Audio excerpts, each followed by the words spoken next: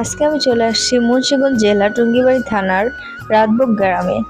আজকে আমি আপনাদেরকে রাতবুক গ্রামটা পুরোটা ঘুরে দেখাবো এবং রাতবুক গ্রামে কি আছে, কী রকম পরিবেশ এখানকার সব ঘুরে দেখাবো। আর অবশ্যই রাতবুক এলাকা থেকে কে আমার ভিডিওটা দেখছো আর কে রাতবুক এলাকায় বাস করো অথবা চেনো এই জায়গাটা, অবশ্যই আমাকে কমেন্ট করে জানাবা।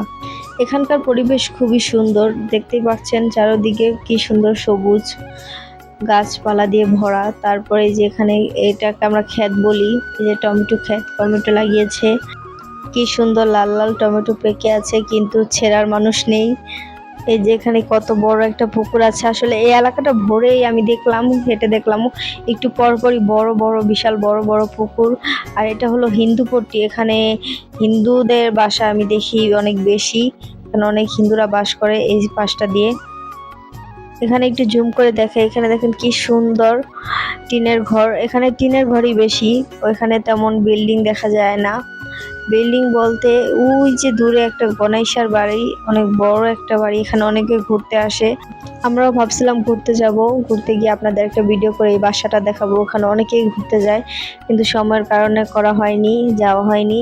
কিন্তু ইনশাল্লাহ সামনে অবশ্যই যাব, গিয়ে আপনাদের একটা ভিডিও করে ওই বাসাটা পুরোটা দেখাবো। ওই বাসাটা সবাই বলে অনেক সুন্দর, কিন্তু এখন আমাদের যাওয়ার ভাগ্য হয়নি।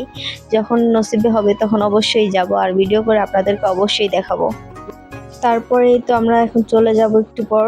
আমরা যাওয়ার পথে গাড়িতে বসে পুরোটা রাস্তা ভিডিও করেছি। পুরোটা রাস্তা ভিডিও দিলে একটু বড় হয়ে যায়, তাই কিছু কিছু ভিডিও আপনাদের সাথে শেয়ার করব।